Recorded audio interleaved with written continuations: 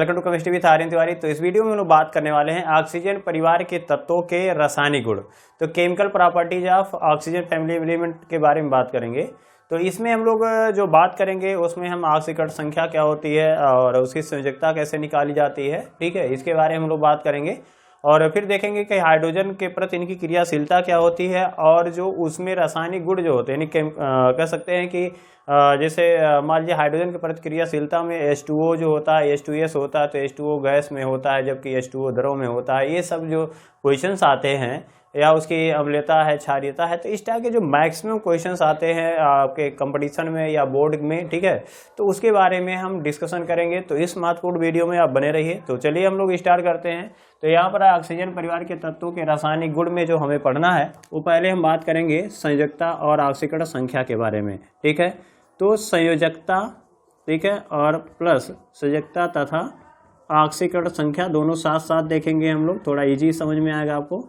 तो हम कह सकते हैं ऑक्सीकरण संख्या होती है। अब संयोजकता को इंग्लिश में क्या बोलते हैं, वैलेंसी बोलते हैं। तो इनकी वैलेंसी क्या होगी, वैलेंसी। और उसके बाद जो है हम बात करेंगे and oxidation number, oxidation number क्या होगा उसको देखेंगे। क्लियर हुआ? अब हो गया। तो यहाँ पर अगर देखें तो संयोजकता यानी ऑक्सीजन का पहले हम इलेक्ट्रॉनिक विन्यास बनाते हैं, वहाँ से समझ में आएगा। तो ऑक्सीजन परिवार के तत्वों में ऑक्सीजन की ऑक्सीकरण संख्या लिखिए पहले 1s2 हो जाएगा और इसको क्या लिखोगे 2s2 और 2p क्या हो जाएगा आपका 4 हो गया, ठीक है। तो अगर ऑक्सीकरण संख्या नहीं बनाना चाहते हैं तो इससे रिलेटेड बनाना जानते हैं तो इससे रिलेटेड जो मैंने वीडियो अपलोड कर दिया तो आप देख सकते हैं, ठीक है। तो देखते हैं यहाँ पर 2s हो जाएगा और ठीक है, यहाँ पर 2 इलेक्ट्रॉन है और यहाँ पर देखिए आपका 2p है।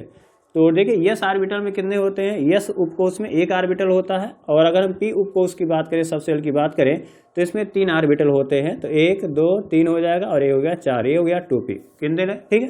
तो 2s हो गया और ये क्या हो गया आपका 2p हो गया। तो इलेक्ट्रॉन कहाँ से जुड़ेगा, तो एक यहाँ से जुड़ेगा और एक यहाँ। तो हम कह सकते हैं कि ये देखिए आयुग्मित इलेक्ट्रॉनों की संख्या जितना रहेगा उतना ही वो बंध बना सकता है और उतनी संयोजकता होगी। तो यहाँ पर अगर देखें तो यहाँ पर आयुग्मित इलेक्ट्रॉन यानी अनपेयर्ड इलेक्ट्रॉन कितने हैं, एक यहाँ पे है और एक यहाँ पे है, ठीक है। तो इसका मतलब क्या है कि एक इलेक्ट्रॉन यहाँ भी कहीं से आ सकता है, शेयरिंग कर सकता है, सहसंयोजक बंध बना सकता है और यहाँ से भी एक इलेक्ट्रॉन आ सकता है। यानी हम कह सकते हैं यह 2 बंध यहाँ बना सकता है, इसलिए इसकी जो संयोजकता होगी वो कितनी हो जाएगी, वैलेंसी कितनी हो जाएगी, 2 हो जाएगी। क्लियर? अब यहाँ पे अगर बात करें तो इस अवस्था को कहते हैं हम ग्राउंड स्टेट। क्या कहते हैं हम, ग्राउंड स्टेट कहते हैं, या हिंदी में अगर देखें तो इसको हम कहते हैं आध्य अवस्था। क्या कहते हैं हम, आध्य अवस्था। तो आध्य अवस्था में अगर देखें तो ऑक्सीजन की जो संयोजकता होती है वो कितनी होती है आपकी, 2 होती है। क्लियर हुआ? तो यहाँ पे हम कह सकते हैं संयोजकता 2 होगी। और अगर देखें तो यहाँ से हम ऑक्सीकरण संख्या अगर देखें तो 2 अगर बंध बनाएगा तो 2 में क्या हो सकता है, तो या तो ये -2 बना सकता है, ठीक है, संयोजकता, और ऑक्सीकरण संख्या क्या हो जाएगा, तो अगर ये 2 बंध बना रहा है तो या तो -2 हो जाएगा या तो +2 हो जाएगा। क्लियर?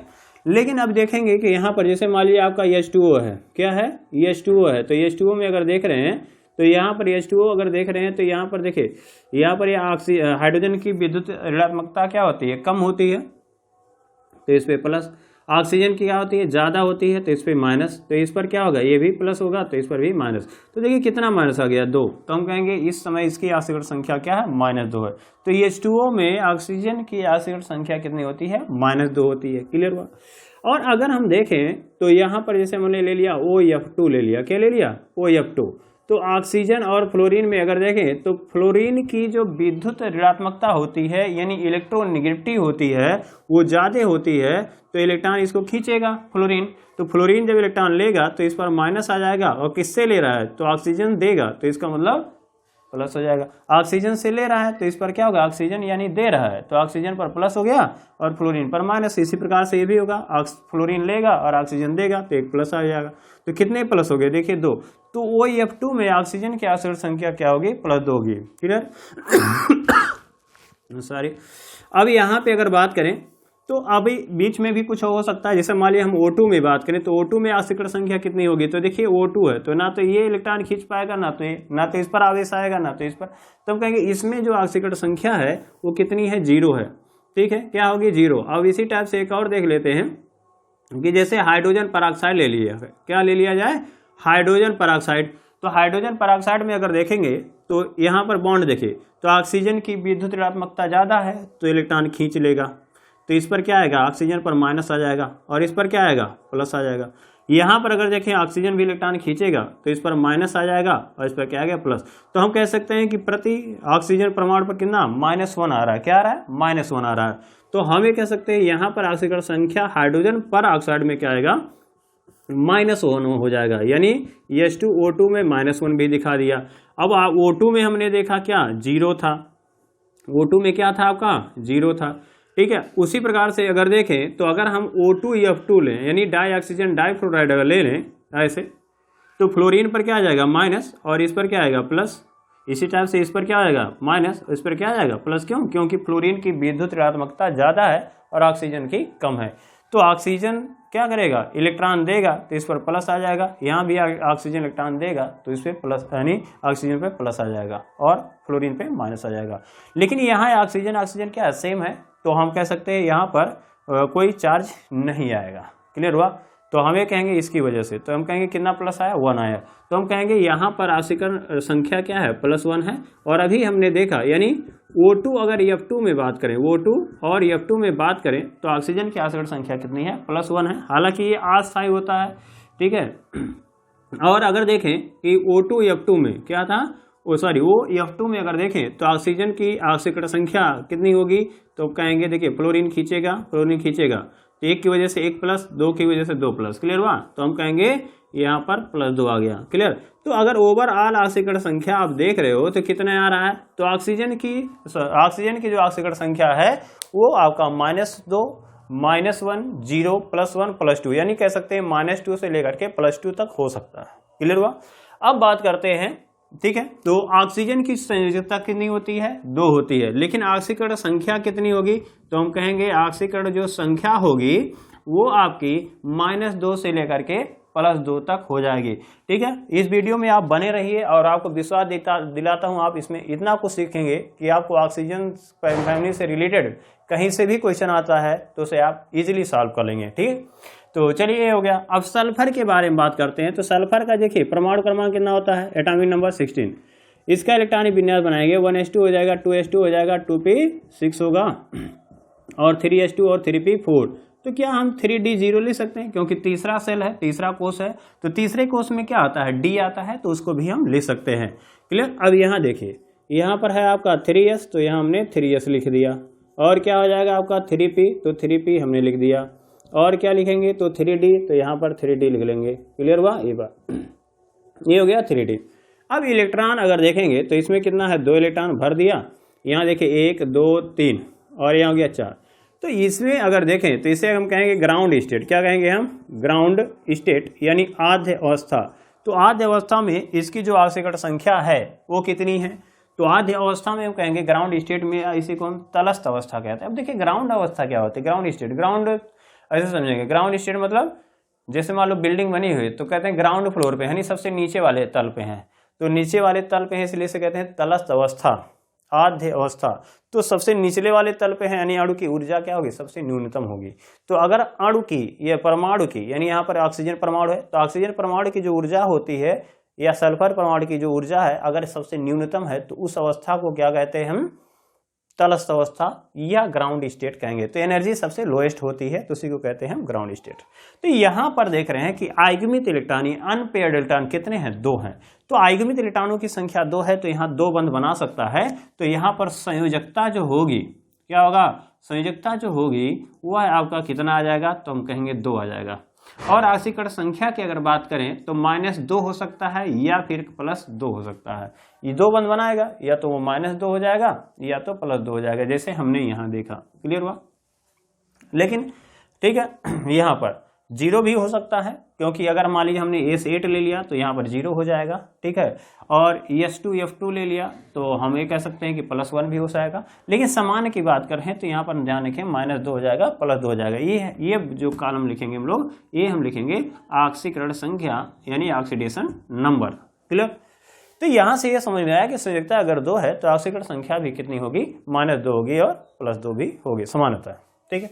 अब कह रहा है कि अगर मान लीजिए यहाँ पर क्या है 3p है। 3p का इलेक्ट्रॉन जो है, देखो 3p और 3d में ऊर्जा में बहुत ज़्यादा अंतर नहीं होता है, इसलिए अगर ये थोड़ी सी भी ऊर्जा पाएगा तो इलेक्ट्रॉन कहाँ पहुँच जाएगा, 3d में जाएगा। अब ये ऊर्जा कहाँ मिलेगा, तो ऊर्जा जब क्या होता है, मॉलिक्यूल यानी अणु जब बनते हैं तो उसी टाइम से क्या होगा, अणुओं के टक्कर से या परमाणुओं के टक्कर से क्या होती है, ऊर्जा प्राप्त होती है, या ऊर्जा आप देते हैं, ठीक है, कहीं से भी ऊर्जा वो प्राप्त करेगा और ये यहाँ से हो करके कहाँ चला जाएगा, यहाँ। तो हम ये कहेंगे कि 2p वाला जो इलेक्ट्रॉन है, कौन सा, तो 2p वाला जो इलेक्ट्रॉन है वो कहाँ, सॉरी 3p वाला जो इलेक्ट्रॉन है वो कहाँ चला गया, तो कहेंगे हम 3d में चला गया। कहाँ चला गया, तो 3d में चला गया, तो इलेक्ट्रॉन यहाँ आ गया। अब आयुग्मित इलेक्ट्रॉन कितने, अनपेयर्ड इलेक्ट्रॉन कितने बचे, देखो 1 2 3 4, तो अनपेयर्ड इलेक्ट्रॉन यानी आयुग्मित इलेक्ट्रॉन कितने हो गए, 4 हो गए। तो संयोजकता कितनी हो जाएगी, 4 हो जाएगी। संयोजकता कितनी हो जाएगी, 4, ठीक है। तो इसे क्या कहेंगे, तो इसे कहेंगे यह इलेक्ट्रॉन एक्साइट होके कहाँ पहुंच गया, 3d में, तो इसे कहते हैं एक्साइटेड स्टेट। क्या बोलेंगे हम, इसे कहेंगे एक्साइटेड स्टेट। और ये पहली बार इलेक्ट्रॉन जंप कर रहा है, पहला इलेक्ट्रॉन जंप किया है, इसलिए हम इसे फर्स्ट कहेंगे। और हिंदी में कहते हैं इसे उत्तेजित अवस्था। यानी उत्तेजित अवस्था क्या है आपका, प्रथम है। तो इलेक्ट्रॉन जो होगा वो ग्राउंड स्टेट से कहाँ जाएगा, एक्साइटेड स्टेट में जाएगा, और इलेक्ट्रॉन यहाँ जाएगा। तो संयोजकता कितनी हो गई, 4, क्योंकि आयुग्मित इलेक्ट्रॉन हो गए 4। तो एक यहाँ बंद बना सकता है, एक यहाँ बंद बना सकता है, एक यहाँ और एक यहाँ, इसलिए इसकी संयोजकता कितनी हो जाएगी, 4 हो जाएगी। क्लियर, संयोजकता कितनी हो गई, 4 हो गई।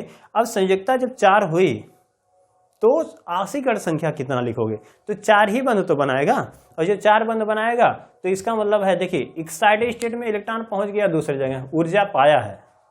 और आप जानते हैं माइनस कब होगा, जब ऊर्जा कम होगी। क्लियर हुआ, इलेक्ट्रॉन तभी का ग्रहण करता है जब ऊर्जा क्या होती है, कम। ठीक है, तो ये ध्यान में रखेंगे कि अगर उस एक्साइटेड स्टेट में लेके जा रहे हो तो उसे ऊर्जा दे रहे हो, तो उस टाइम पे वो इलेक्ट्रॉन ग्रहण नहीं करेगा। तो इसका मतलब क्या है कि केवल माइनस होगा नहीं, क्या होगा, खाली प्लस होगा। तो यहाँ पर 2 हो गया, +2 और +4 हो गया आक्सीकरण संख्या। तो आक्सीक संयोजकता हो गया 4, आक्सीकरण संख्या हो गया +2 और +4। क्लियर। अब कह रहा है देखो यहाँ पर तो 3s वाला भी तो है, तो 3s वाला इलेक्ट्रॉन फिर जंप करेगा, कहाँ जाएगा, 3d में जाएगा। तो 3d में जाएगा तो यहाँ पर अगर देखें तो यहाँ पर देखो एक इलेक्ट्रॉन जंप कर दिया, यहाँ से यहाँ गया तो एक इलेक्ट्रॉन बचा, यहाँ 2 हो गया, 3 हो गया। और इसी प्रकार से अगर देखें तो यहाँ पर आ गया आपका 4, 1 2 3 4 5, ठीक है। और एक यहाँ वाला इलेक्ट्रॉन गया तो ये गया आपका 6। तो कितना आयुग्मित इलेक्ट्रॉन हो गया, देखिए 6, कितने हो गए, 6। तो संयोजकता कितना आ गया, तो हम कहेंगे संयोजकता हो गया आपका 6। क्लियर हुआ नहीं हुआ, देखिए 1 2 3 4 5 6, यानी हम कहेंगे 6 आयुग्मित इलेक्ट्रॉन है, तो इसकी संयोजकता कितनी हो जाएगी, 6 हो जाएगी। और संयोजकता 6 है तो आक्सीकरण संख्या भी क्या हो जाएगी, 6 हो जाएगी। क्लियर हुआ। तो यहाँ से हमें ये समझ में आया कि -2 दिखा सकता है, 4 होगा, 6 होगा, नहीं 2 होगा, 4 होगा, 6 होगा। तो ऑक्सीजन को छोड़ करके अगर हम बात करें तो अन्य परिवार के जो तत्व होंगे, यानी सल्फर हो गया, सेलेनियम हो गया, टेलुरियम हो गया, पोलोनियम, वो +2 +4 तथा +6 दिखाएंगे। ठीक है, तो ध्यान में रखेंगे ऑक्सीकरण संख्या क्या हो जाएगी, +2 +4 +6 हो जाएगी। संयोजकता कितनी हो जाएगी, तो ऑक्सीजन को छोड़ दें तो उसके बाद सबकी संयोजकता जो होगी, वैलेंसी जो होगी, वो आपका 2 होगा, 4 होगा और 6 होगा। लेकिन अब ये ध्यान में रखेंगे कि जो जैसे मान लिया ऑक्सीजन है, सल्फर है, सेलेनियम है, टेलुरियम है और पोलोनियम है, तो ये क्या करते हैं, ये अक्रिय युग्म प्रभाव दिखाते हैं। अक्रिय युग्म प्रभाव, तो अक्रिय युग्म प्रभाव में क्या होता है कि ये 3s वाला जो ऑर्बिटल होता है वह बंध बनाने में, यानी एक्साइटेड स्टेट में नहीं जा पाता है। क्यों, क्योंकि ये बंध बनाने में भाग नहीं लेता है।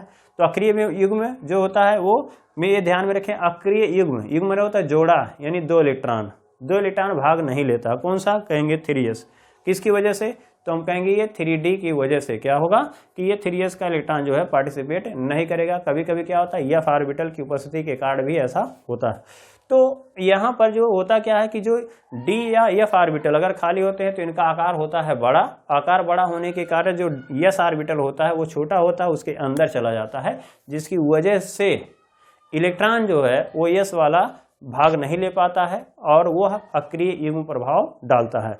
तो ये ध्यान में रखें, कौन होगा, टेलुरियम और पोलोनियम जो होता है अक्रिय युग्म प्रभाव दिखाते हैं, जिसके कारण यह जो होगा इसकी ऑक्सीकरण संख्या +6 जो होगा वो अस्थायी होगा, यानी संयोजकता भी अस्थायी होगी। क्लियर हुआ? तो संयोजकता भी कह सकते हैं ये 2 और 4 दिखा सकता है, और आशीकरण संख्या भी 2 और 4 दिखा सकता है। क्लियर हुआ? लेकिन सल्फर और सेलेनियम जो होगा वो +2, +4 और +6 और साथ साथ -2 दिखाएंगे। लेकिन ऑक्सीजन जो होगा वो -2 से लेकर के +2 तक ऑक्सीकरण संख्या दिखाएगा। क्लियर हुआ?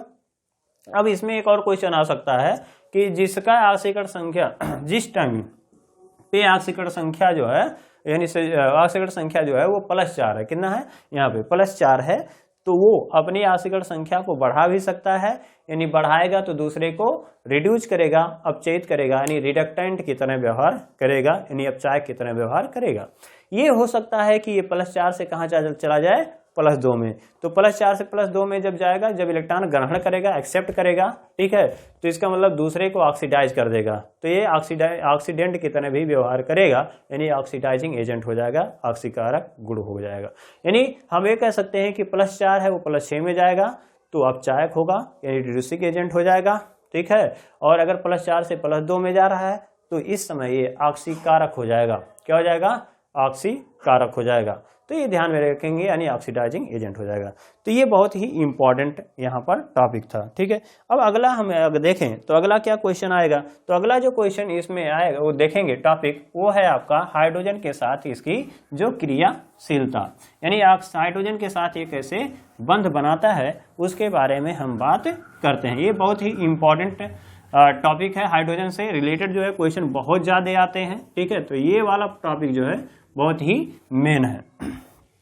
चलिए, तो यहाँ पे बात करते हैं कि ऑक्सीजन, हेडिंग लिख लेंगे, ऑक्सीजन परिवार के तत्वों की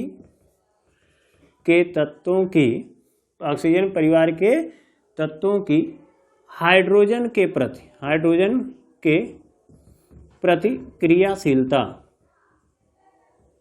प्रतिक्रियाशीलता ये क्या होगी, यानी रिएक्टिविटी टुवर्ड, ठीक है, hydrogen of the oxygen family element, ठीक है, ये देखना है हमें।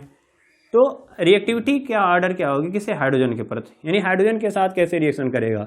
तो देखो हाइड्रोजन का एटॉमिक नंबर कितना होता है 1, यानी परमाणु क्रमांक 1 होता है, इसको लिखोगे तो 1s1 होगा, ठीक है। तो यानी हम ये अब कह सकते हैं बाहरी कोश में कितने इलेक्ट्रॉन है 1, तो अपना क्या करेगा या डुप्लेट, यानी कह सकते हैं डुप्लेट का यानी पूरा करने के लिए क्या करेगा 1 इलेक्ट्रॉन का ग्रहण करेगा, यानी हीलियम की अस्थायी संरचना प्राप्त करने के लिए यह 1 इलेक्ट्रॉन ग्रहण कर सकता है, इसलिए इसकी संयोजकता क्या होगी, यानी 1 होगी और ये 1 बंध बनाएगा। क्लियर? ऑक्सीजन कितना बंध बना रहा था, तो हमने देखा इसकी संयोजकता 2 है।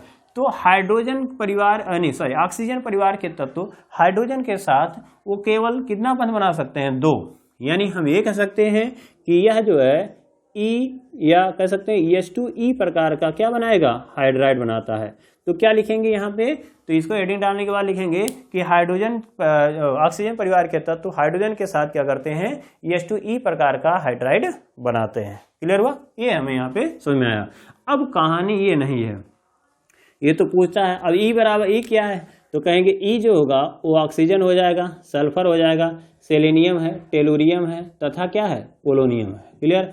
अब यहाँ पर जैसे मान लो H2 है वो लगा दिए तो H2O हो जाएगा, और H2S है, H2SE है, H2TE है और H2PO है। H2 क्या है आपका PO है। क्लियर हुआ? ये है। अब ये क्या, इसमें क्या क्वेश्चन आ सकते हैं ये हमें समझना है, ठीक है। अब देखो यहाँ पर H2 है, H2S है, H2 है। अब यहाँ से क्वेश्चन बहुत ही इंपॉर्टेंट है, यहीं से क्वेश्चन आते हैं। क्वेश्चन क्या है, कहेगा अच्छा बताओ कि इनके क्वथनांक का क्रम बताओ, यानी कि बॉइलिंग पॉइंट का ऑर्डर बताओ। तो बॉइलिंग पॉइंट यानी क्वथनांक कैसे समझेंगे, तो ध्यान में रखेंगे। तो क्वथनांक जो होता है वह किसके बराबर होगा, देखो 2 चीजें हैं। तो क्वथनांक जो होता है वह वंडर वाल के समानुपाती होता है, किसके, वंडर वाल्स बल, यानी वंडर वाल फोर्स जो होता है, वंडर वाल बल जो होता है उस पर निर्भर करता है, या इसके समानुपाती। वंडर वाल बल जो होता है वो किस पे निर्भर करेगा, तो अणु के आकार पर। तो अणु का आकार जितना अधिक होगा, अणु यानी मॉलिक्यूल, ठीक है, तो अणु का आकार यानी मॉलिक्यूल का जो शेप होगा वो अगर ज़्यादा होगा तो इसका मतलब बॉइलिंग पॉइंट भी ज़्यादा होगा। और क्या लिख सकते हैं, तो हम ये कह सकते हैं यानी अणुभार, क्या होगा, अणुभार। तो अणुभार जितना ज़्यादा होगा उसका क्वथनांक, यानी अणुभार मतलब मॉलिक्यूलर वेट, मॉलिक्यूलर वेट जितना ज़्यादा होगा उसका क्वथनांक यानी बॉइलिंग पॉइंट उतना ही ज़्यादा होगा। क्लियर हुआ। अब यहाँ पे आती है कि वंडरवाल जो बल है, अणुभार यानी अणु का आकार है, ये कैसे समझेंगे। देखिए यहाँ पर देखिए ऑक्सीजन का परमाणु क्रमांक कितना होता है, तो कहेंगे 8, परमाणु भार कितना होता है 16, ठीक है। सल्फर का होता है परमाणु क्रमांक 16 लेकिन परमाणु भार होता है 32, तो हम कह सकते हैं कि लगभग परमाणु क्रमांक का डबल होता है। तो यहाँ पर देखें ऑक्सीजन का सल्फर से ज़्यादा, यानी ऑक्सीजन का जो है वो कम है, सल्फर का ज़्यादा है, तो सेलेनियम का ज़्यादा है, टेलुरियम का और ज़्यादा है, पोलोनियम का तो सबसे ज़्यादा है। तो अगर परमाणु क्रमांक ज़्यादा है तो अणुभार भी, परमाणु भार भी क्या होगा, ज़्यादा होगा। परमाणु भार ज़्यादा होगा तो जोड़ोगे तो अणुभार आ जाएगा, वो भी ज़्यादा होगा। अणुभार ज़्यादा होगा तो क्वथनांक भी ज़्यादा होगा। एक तरीका ये हो गया। दूसरा तरीका अगर देखें तो पोलोनियम का आकार क्या होगा, बड़ा होगा। जैसे मान लो ऑक्सीजन है तो ऑक्सीजन देखेंगे ये नाभिक हो गया, जैसे ऑक्सीजन का परमाणु क्रमांक कितना होता है, तो 8 होता है, तो 2 और 6 लिखोगे ना। ये पहला कोष, ये हो गया दूसरा कोष, तो यहाँ पर 2 इलेक्ट्रॉन है और यहाँ पर 6 इलेक्ट्रॉन है, तो 2 ही कोष हैं। तो यहाँ से यहाँ तक इसका परमाणु का आकार हो गया, त्रिज्या होगी। अब यानी इतना बड़ा है। अब यहाँ पे अगर सल्फर ले लें तो सल्फर का लिखोगे तो सल्फर का जानते हो 16 होता है, तो 2, 8 और 6, 3 कोष आ गया। तो यहाँ से क्या होगा, आकार बढ़ जाएगा। तो आकार बढ़ेगा। सेलेनियम लिखोगे तो एक और बढ़ जाएगा, टेलुरियम रखोगे तो एक और बढ़ जाएगा, पोलोनियम रखोगे तो एक और बढ़ जाएगा। तो आकार क्या हो रहा है, बढ़ रहा है। तो आकार बढ़ेगा तो वंडरवाल बल का मान बढ़ेगा, वंडरवाल बल का मान बढ़ेगा तो क्वथनांक भी बढ़ेगा। तो क्वथनांक किसका ज़्यादा होगा, ठीक है। तो क्वथनांक यानी बॉइलिंग पॉइंट किसका ज़्यादा होगा, तो हम ये कहेंगे कि जिसका आकार बड़ा होगा। तो किसका आकार बड़ा है, तो कहेंगे पोलोनियम का आकार बड़ा है, तो इसका क्वथनांक ज़्यादा, इसका और कम, इसका और कम, इसका कम, और H2O का सबसे कम होना चाहिए था। लेकिन अब प्रॉब्लम आ गया। क्या प्रॉब्लम आ गया कि H2O एक गुण दिखाता है। वो क्या, H2O जो होता है इसका आकार होता है छोटा। आकार क्या होगा, छोटा।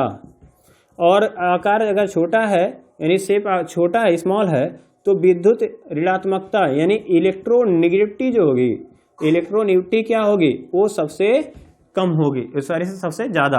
आकार छोटा होगा तो विद्युत ऋणात्मकता ज़्यादा होगी। तो आकार छोटा और विद्युत ऋणात्मकता ज़्यादा होने की वजह से ये यानी जो ऑक्सीजन है अगर उसके साथ हाइड्रोजन है तो ये हाइड्रोजन बंध का निर्माण करता है। क्या करता है, हाइड्रोजन बंध का निर्माण करता है। तो हाइड्रोजन बंध निर्माण से क्या फायदा मिला, तो देखो यहाँ पर जैसे मान लो H है, H है, क्लियर हुआ। तो यहाँ पर अगर देख रहे हो या तो ऐसे समझेंगे, यहाँ O है और हमने ऐसे H लिया और हमने H ले लिया ऐसे, ठीक है। तो इसी तरीके से और ले लेंगे, तो यहाँ पर ऑक्सीजन है और यहाँ पर H है ऐसे। तो यहाँ पर जो ऑक्सीजन का एकांकी युग्म इलेक्ट्रॉन होता है ऐसे, ठीक है। अब इसके साथ क्या करेगा, हाइड्रोजन बंध बनाएगा। किसके साथ, इस हाइड्रोजन के साथ क्या बनाएगा, हाइड्रोजन बंध। तो उसी प्रकार से क्या होगा, एकांकी इलेक्ट्रॉन यहाँ भी तो है, तो यहाँ से भी हाइड्रोजन बंध बनाएगा, यहाँ से भी हाइड्रोजन बंध बनाएगा, यहाँ से भी हाइड्रोजन बंध बनाएगा, और यहाँ का दूसरे अणु के साथ क्या करेगा, हाइड्रोजन बंध बनाएगा। तो कितने हाइड्रोजन बंध बनाएगा, तो हम कहेंगे कि 1, 2, 3, 4, 2 लोन पेयर से और 2 हाइड्रोजन से। यही IIT-JEE का क्वेश्चन था। IIT-JEE क्वेश्चन में एक बार आया था कि जल जो होता है वो कितने हाइड्रोजन बंध बनाता है, तो कितना बनाता है, 4। तो 4 हाइड्रोजन बंध बनाने की वजह से ये क्या हो गया, एक अणु जो है वो 4 हाइड्रोजन अणुओं से घिर गया। अब इसका मतलब क्या है, जैसे मान लीजिए क्वथनांक है, यानी गैस में बदलना है, उड़ाना है, गैस में क्या करना है, उड़ाना है। तो इसका मतलब क्या है, अकेले रहेगा तभी ना। जैसे मान लो आप सफल होना चाहते हैं तो ये ऊंची उड़ान उड़ना चाहते हैं तो अकेले ही तो उड़ना पड़ेगा। अब मान लो आप 50 आप फ्रेंड बना के रखे हुए हो, तो क्या होगा, आपके फ्रेंड, आप पढ़ रहे हो बैठ करके, या आप अपने जो आपका एम है वो अपना पूरा करना चाहते हो, तो आपका दोस्त आएगा, अच्छा चलो क्रिकेट खेलने यहाँ चलते हैं, घूमने चलते हैं, पार्टी है, ये है, वो है, तो आपका टाइम वेस्ट हो जाएगा और आप एक ऊंची उड़ान नहीं उड़ सकते हैं। क्लियर हुआ। तो वही हाल यहाँ भी है कि वाटर जो है ना, इसका पैर जैसे पक्षी है, उड़ रही है, उसके पैर में क्या बांध दो, कुछ बांध दो, ईंट पत्थर बांध दो, तो नीचे आगे गिर जाएगा। तो यानी वो जो है उड़ नहीं पाएगा, यानी उसका क्वथनांक ज़्यादा हो जाएगा। तो सिंपल सा बात है कि जो वाटर है इसका ये क्या करता है, हाइड्रोजन बंध बनाता है, जिसके कारण इसका क्वथनांक सबसे अधिक हो जाता है।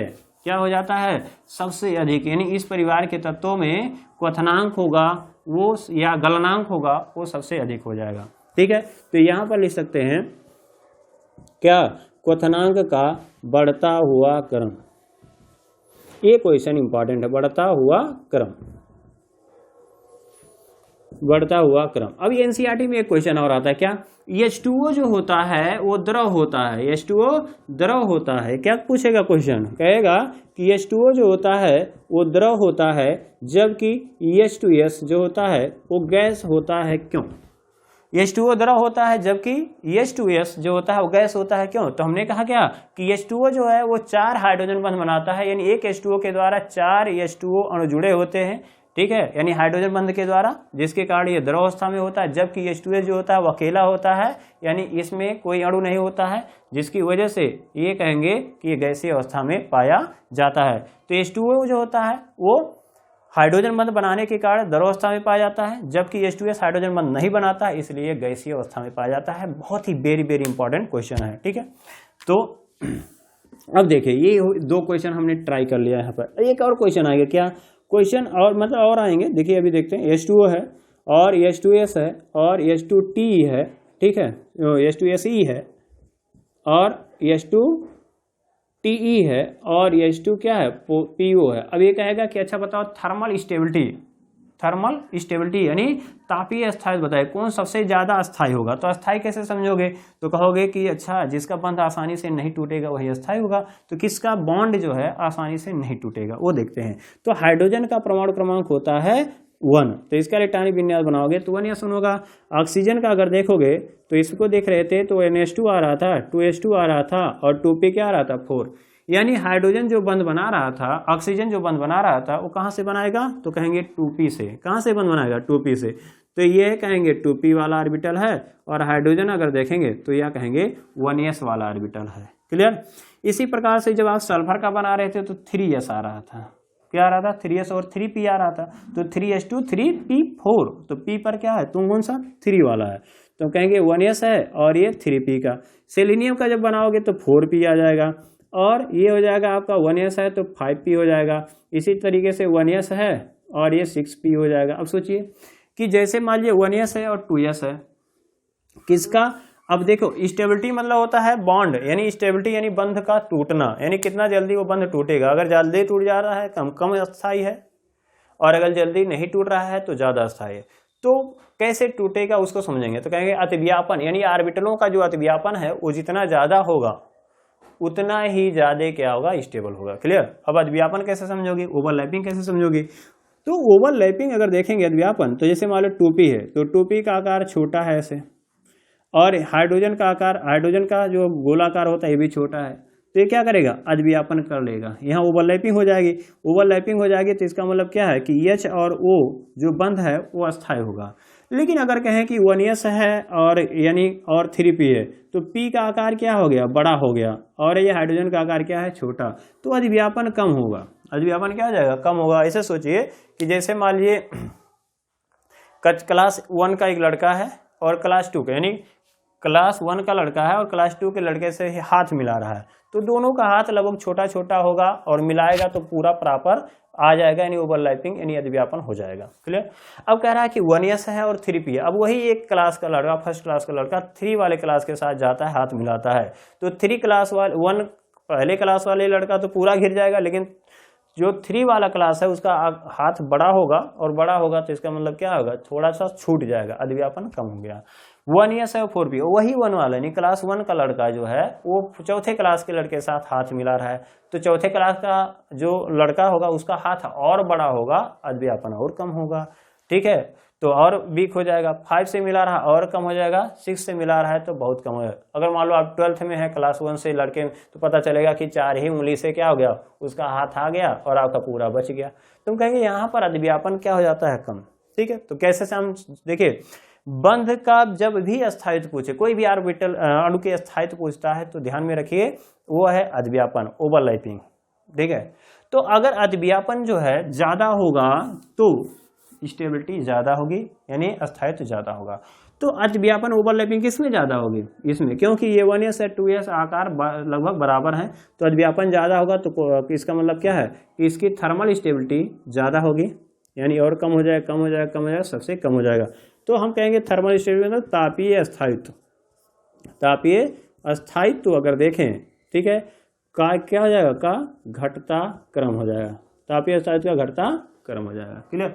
अब इसमें और एक समझते हैं क्या, अब ये सोच समझ लिए कि बंध आसानी से टूटेगा किसका, तब कहेंगे H2 यानी H2PO का बंध आसानी से टूट जाएगा और ये हाइड्रोजन आसानी से दे देगा। तो ये हाइड्रोजन से याद आया एक और गुण होता है जिसको बोलते हैं अपचायक। क्या कहते हैं, अपचायक। अपचायक से पहले मैं आपको एक गुण पूछना चाहता हूँ, जिसे हमने क्लास 10th में भी पढ़ा है, 12th में 11th में भी पढ़े हैं और 12th में भी कहीं पढ़े होंगे। तो ये कि ऑक्सीकरण किसे कहते हैं, तो ऑक्सीकरण मतलब होता है ऑक्सीजन का जुड़ना, यानी addition of oxygen is called the oxidation. Oxygen का जुड़ना क्या कहलाता है, ऑक्सीकरण, या हाइड्रोजन का निकलना, हाइड्रोजन का निकलना। तो यहाँ जो बात आएगी वो है हाइड्रोजन निकल रहा है तो इसकी बात आएगी, यानी हाइड्रोजन निकलेगा तो उसे क्या कहेंगे हम, उसका ऑक्सीकरण हो रहा है। जिससे हाइड्रोजन निकलेगा उसका ऑक्सीकरण हो रहा है, और जिसका ऑक्सीकरण होता है उसे हम क्या कहते हैं, अपचायक। क्या कहेंगे हम, अपचायक कहेंगे। ठीक है। अब कौन हाइड्रोजन जल्दी देगा, वो जो जल्दी हाइड्रोजन देगा उसका ऑक्सीकरण जल्दी होगा और वो प्रबल अपचायक होगा। कौन हाइड्रोजन देगा, जिसका हाइड्रोजन जल्दी से, जिसका बंध आसानी से टूट जाएगा, तो कहेंगे ये। ठीक है। तो इसी में अगर देखें तो H2PO जो होगा इसका बंध वियोजन ऊर्जा यानी बॉन्ड डिसोसिएशन एनर्जी जो होगी कम होगी, यानी आसानी से बंध टूटेगा और हाइड्रोजन दे देगा, इसलिए ये प्रबल अपचायक होगा। और H2TE है वो दुर्बल अपचायक हो जाएगा, और H2SE है वो और दुर्बल हो जाएगा, H2S है और दुर्बल अपचायक होगा। H2O तो इतना दुर्बल हो जाएगा कि ये अपचायक का कार्य करता ही नहीं है, यानी रिड्यूसिंग एजेंट ये नहीं होता है, या रिडक्टेंट जिसे बोलते हैं। तो यहाँ पर कह सकते हैं ये हो जाएगा रिड्यूसिंग प्रॉपर्टी। ठीक है, या अपचायक गुण का बढ़ता हुआ क्रम, अपचायक गुण का बढ़ता हुआ क्रम, बढ़ता हुआ क्रम हो जाएगा। ये हमें समझ में आ गया। अब क्या और आ सकता है, अब इसी में आ सकता है अम्लीयता। क्या आ सकती है, अम्लीयता। तो अम्लीयता मतलब वही है कि जो H जल्दी दे देगा वो ज्यादा अम्लीय होगा, कौन हाइड्रोजन देगा जल्दी, यही दे देगा, तो सब कहेंगे अम्लीयता का गुण। तो यानी हम ये कह सकते हैं कि ये अपचायक गुण लिखिए, या हम कह सकते हैं कि इसमें इसके साथ साथ हम अम्लीयता का गुण बढ़ता हुआ क्रम लिख सकते हैं, अम्लीयता का बढ़ता हुआ क्रम, बढ़ता हुआ क्रम, ये हमें समझ में आ गया। क्लियर हुआ। अब और क्या पूछ सकता है कि बंध की लंबाई पूछ सकती है, पूछा जा सकता है। अब बंध की लंबाई मतलब क्या हो गया कि देखो ये दोनों छोटे छोटे हैं तो दो पास से बंध बनाएंगे, तो पास से बंध बनाएंगे तो बंध की लंबाई कम रहेगी। ठीक है, लेकिन H2S है, यहाँ सल्फर का यहाँ आकार बड़ा, तो अगर हम बात करें तो हाइड्रोजन और ऑक्सीजन की बंध छोटा होगा, हाइड्रोजन और सल्फर का बड़ा हो जाएगा, हाइड्रोजन और सेलेनियम का और बड़ा हो जाएगा, हाइड्रोजन और टेलोरियम का और बड़ा हो जाएगा, हाइड्रोजन और पोलोनियम का और सबसे बड़ा हो जाएगा। ठीक है, तो इसका मतलब क्या है कि अगर आपको ये देखना है कि बंध की लंबाई, तो बंध की लंबाई क्या हो जाएगी, बढ़ती हुई चली जाएगी। क्लियर हुआ।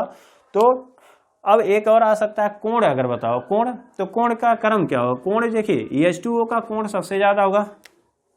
अब इसी में हम कोण की बात कर लेते हैं। ठीक है, तो कोण कैसे समझेंगे, यानी बॉन्ड एंगल।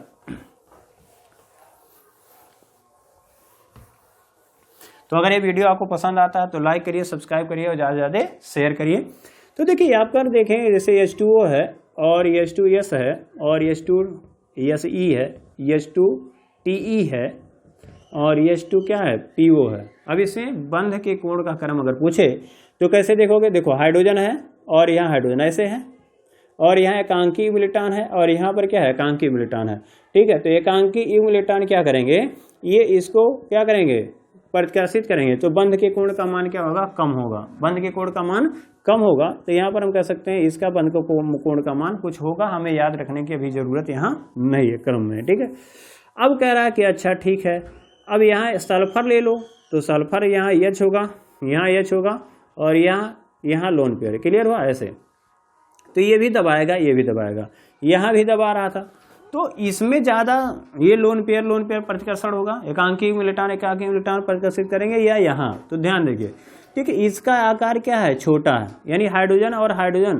के ऑक्सीजन और हाइड्रोजन का बंध क्या है, छोटा, तो छोटा है होने के कारण क्या होगा, ये दोनों बहुत पास पास होंगे। अब ये जो बहुत पास होंगे तो इसमें होता है क्या, बंध बंध के प्रति प्रतिकर्षण।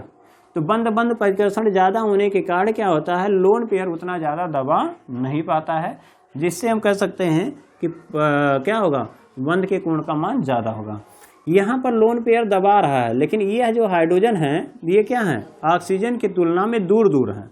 तो ये जब दूर दूर होंगे तो प्रतिकर्षण कम होगा, प्रतिकर्षण कम होगा तो ये क्या करेगा, यहाँ से बंध के कोण का मान समझना है, तो ये ज़्यादा दबा देगा तो बंध के कोण का मान कम हो जाएगा। सेलेनियम अगर लोगे तो ये और बड़ा हो जाएगा, इतना बड़ा हो जाएगा। क्लियर। अब ये बंध का कोण का पता करना है, तो एकांकी युग्म इलेक्ट्रॉन का जो प्रभाव होगा वो ज़्यादा बढ़ जाएगा। ये ज़्यादा होगा तो ये ज़्यादा दबाएगा तो बंध के कोण का मान और कम हो जाएगा। तो कहेंगे कि बंध के बीच में प्रतिकर्षण जो है वो क्या हो रहा है, कम होने के कारण जो एकांकी इलेक्ट्रॉन का जो प्रभाव है यानी उनका प्रतिकर्षण है वो अधिक हो जाता है, जिससे बंध के कोण का मान घट जाता है। तो अगर हम बंध के कोण का मान देखें तो H2O का सबसे ज़्यादा होगा, H2S का कम हो जाएगा, H2T का और कम होगा, H2PO का सबसे कम हो जाएगा। तो बंध के कोण का क्या होगा, ये घटता हुआ क्रम होगा। क्लियर हुआ। तो इस वीडियो में बस इतना ही देखेंगे। अगर ये वीडियो आपको पसंद आता है तो लाइक करिए, सब्सक्राइब करिए और ज़्यादा से ज़्यादा शेयर करिए। तो मिलते हैं नेक्स्ट वीडियो में कुछ नए टॉपिक के साथ। जय हिंद।